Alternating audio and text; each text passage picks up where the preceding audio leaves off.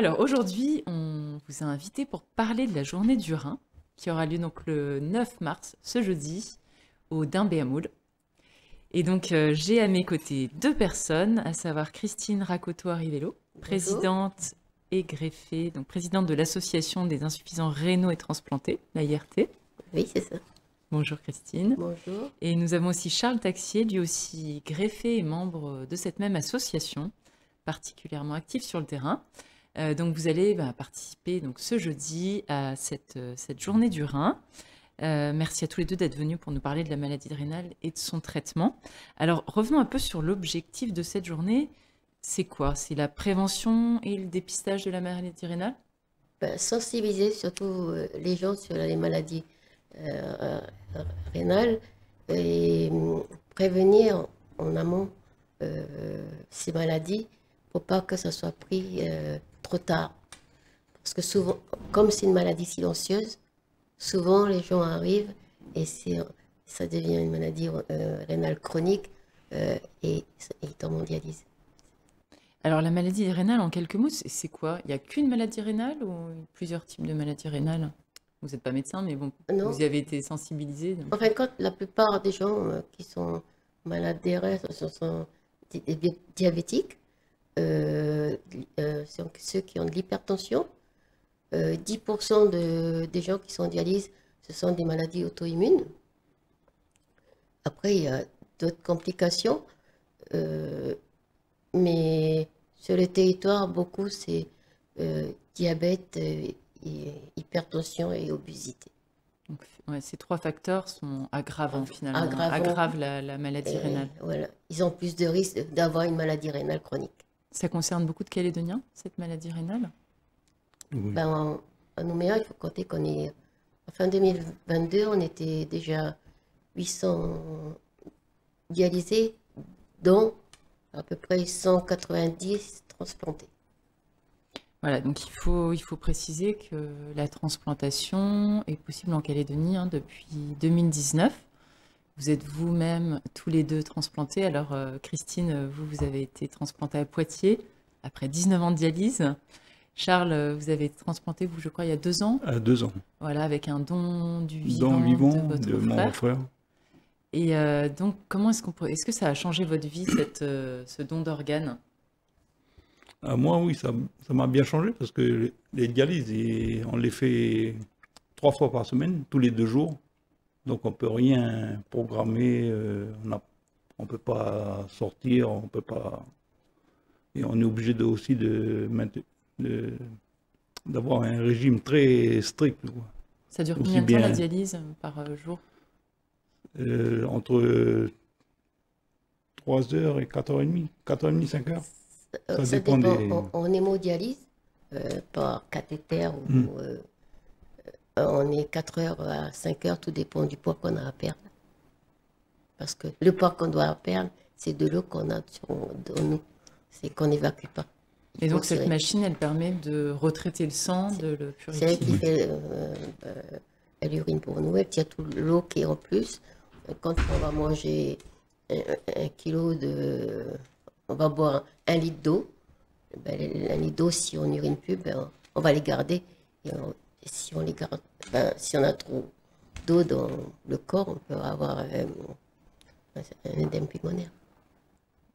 Et donc, vous, Christine, vous attendiez la greffe depuis un bout de temps. Ça faisait 19 ans que vous étiez dialysée. Oui, depuis l'âge de Ouais. 21 ans, j'ai commencé à être dialysée. Mais j'ai été suivie depuis l'âge de 11 ans pour une maladie auto-immune, le lupus. Et au fur des années, ça touche les organes.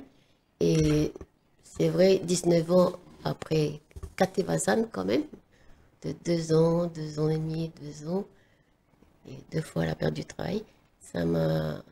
Quand j'ai eu ce rein, j'étais un peu perdue même, mais pour moi, c'est une renaissance, c'est une deuxième date de naissance pour moi.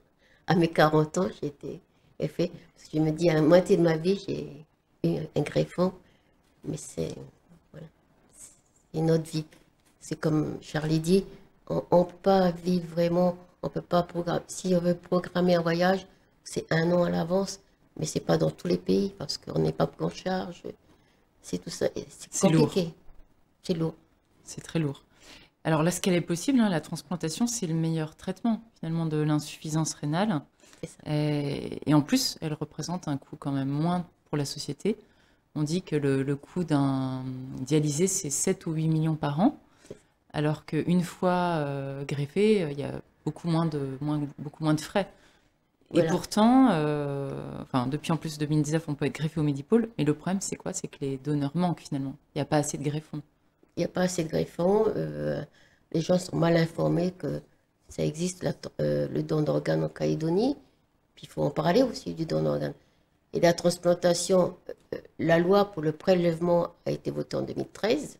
On prélève depuis 2013 et on était greffé en Australie, transplanté en Australie. Par contre, depuis novembre 2019, la première transplantation rénale en Calédonie a eu lieu. Alors juste pour expliquer un peu à nos auditeurs, donc on peut bénéficier d'un don du vivant, comme ça a été le cas pour vous, Charles, ou bien d'un don anonyme de quelqu'un qui est décédé, qui était en état de mort encéphalique et dont on peut bénéficier de l'organe. Ça a été votre cas, Christine, hein, c'est ça Oui. Il y a deux types de greffes Deux possibles. Hein. types de greffes. Moi, j'ai eu un donneur anonyme. J'ai reçu à Poitiers. J'ai été mise sur liste prioritaire parce que après 19 ans, il y avait beaucoup de choses qui n'allaient plus. Et j'ai eu mon greffon, mais d'un donneur anonyme. Je ne sais pas si je sais qu'il vient de Montpellier, c'est tout. Mais voilà. Sinon, je ne sais rien d'autre. Mais je sais que j'arrive. Je suis là à parler grâce à lui.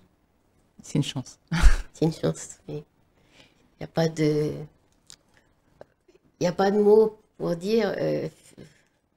Je n'aurai jamais assez de ma vie pour remercier la famille qui a pu dire, Oui. se prononcer pour dire ça. Après 18 ans de transplantation, quand j'en parle, j'en ai encore des frissons, parce que c'est un don inestimable. Et c'est pour ça que j'en prends soin, parce que j'en aurai pas d'autres transplantations.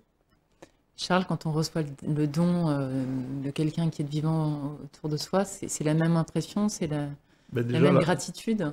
oui, déjà la personne, quand elle se propose, qu'elle nous dit, ben voilà, moi je suis prêt à donner mon rein pour... Déjà là, ça nous fait pas mal de bien. Et votre frère, vous, il a accepté spontanément ou... De lui-même, bon, je lui ai parlé de la façon dont qu'est-ce qu'il fallait faire pour être donneur, la santé physique qu'il fallait qu'il ait pour être donneur de son vivant.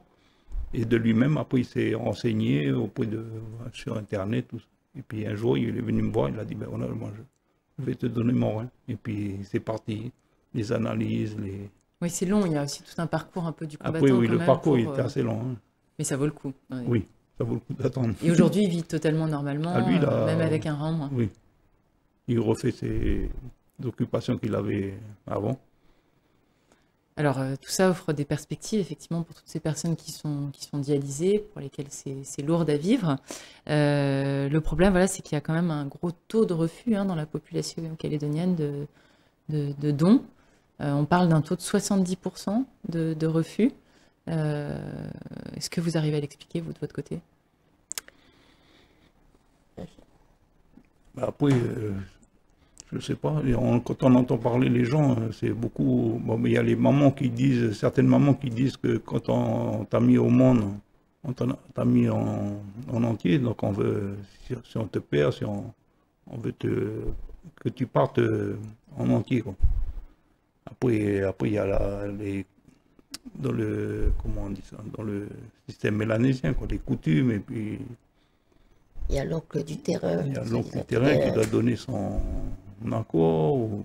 Il y a de vrais freins culturels et parfois religieux aussi, peut-être? Non, religieux, normalement, aucune religion est contre le don d'organes, puisque c'est donner la vie. C'est ça, c'est donner la vie. Ok. Alors revenons un peu sur donc la journée du rein. Donc il y aura une partie, j'imagine, peut-être orienté sur tout ce qui est transplantation, peut-être l'information. On va plus parler d'abord des maladies rénales et tout ce qu'il faut faire pour éviter ça. Alors, qu'est-ce qu'il faut faire justement pour éviter d'être malade? J'imagine qu'il y a une question de nourriture. Il y a déjà ça, parce qu'on sait que ici, on mange, c'est la malbouffe, hein. C'est le mot à dire. Malheureusement, quand nous, on fait des interventions, par exemple, au lycée Escoffier, je vois les jeunes le midi manger avec un soda et trucs apéritifs. C'est pas un repas, en fin de compte. Alors, c'est pour ça qu'on essaie de faire, on n'a qu'un capital vie, hein. Et les reins, on ne se rend pas compte de toutes les fonctions que le rein a. Du coup, et comme c'est une maladie silencieuse, quand on va arriver, ça sera trop tard. C'est pour ça, la prévention, on va dire de faire, par exemple, chez le médecin traitant, faire une analyse du taux de créatinine, dans le dosage d'une prise de sang, ou faire des bandelettes pour retrouver s'il n'y a pas des protéines dans le sang. Avec de simples examens comme ça, on peut prévenir la maladie et faire retarder la maladie et avoir moins de pathologies, de personnes en situation de maladie rénale chronique. Donc ça, c'est des choses que vous allez proposer sur le stand de l'association le jour de la journée du rein. On peut venir vous voir et se faire dépister? Non, malheureusement, on n'aura pas, parce qu'il n'y a pas d'infirmière avec nous cette année, puis on n'a pas proposé, parce qu'on ne peut pas le faire nous-mêmes. Mais on a l'intention de faire l'année prochaine ou dans d'autres stands, parce que c'est important, parce que dans tout, en France et tout ça, ils tiendront des stands de dépistage, justement, parce que ça devient problématique et ça devient un gros fléau dans le monde entier. Et c'est pas que nous, hein. Et nous, plus par rapport au nombre d'habitants, on bat les records, hein. Oui, c'est ça. Donc ce sera quand même possible pendant la journée là, de se faire dépister sur d'autres stands? Ou pas du tout? Non, Après, peut-être je vais demander si l'association diabétique peut venir, mais je pense pas, parce que là, ça a été pris un peu à court. Et puis, la place n'est pas extensible dans le mall, parce qu'il y a des autres exposants. La journée mondiale du rein, normalement, elle est en mai. Pourquoi est-ce qu'on l'a fait plus tôt en Calédonie? Non, elle est en juillet. Moi, en fin de compte, l'association ART a toujours suivi, comme en France, la journée mondiale. On met, si vous voulez, le Résir pour le relais, mais c'est surtout eux, on va pour aller la journée du rein calédonien. On va dire ça. Puisque ça ne tient pas, en fin de compte. Parce qu'après, en juin, c'est la reconnaissance des donneurs. C'est prêt, du coup, nous, on essaye de suivre les 3 dates phares de... Quel message vous avez envie de délivrer là aux Calédoniens à l'approche de cette journée? C'est déjà d'avoir une bonne hygiène de vie, quoi, puis éviter la malbouffe. Après, quand on est malade, on s'aperçoit qu'il y a beaucoup de choses qu'on mange.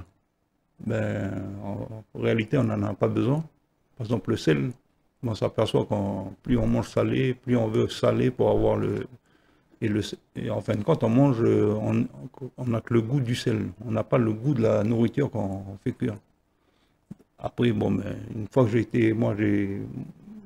une fois que j'ai eu le régime sans sel, là, ça a été dur au début, mais maintenant, on s'habitue.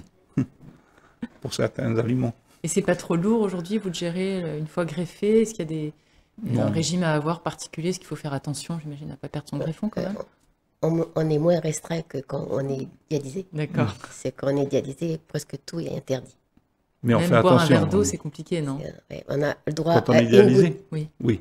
Et on a le droit à une petite bouteille de 500 cc. Je crois que c'est 250 millilitres. Voilà, c'est ça. Par jour. Aujourd'hui, vous avez quand même quelques aliments interdits, mais Pamplemousse. c'est beau. Pamplemousse, voilà, ça. Il y a d'autres choses aussi, non, sur les listes? Non, que le pamplemousse. Moi, on m'a dit carambole aussi. Ah, voilà. En France, on m'a dit surtout le pamplemousse, ça interagit sur les anti-rejets. Et après, faut éviter le sel aussi, puis reprendre du poids. Il faut garder une hygiène. C'est pas parce qu'on est transplanté qu'on est guéri. Des gens croient qu'on a un rein, c'est définitif aussi.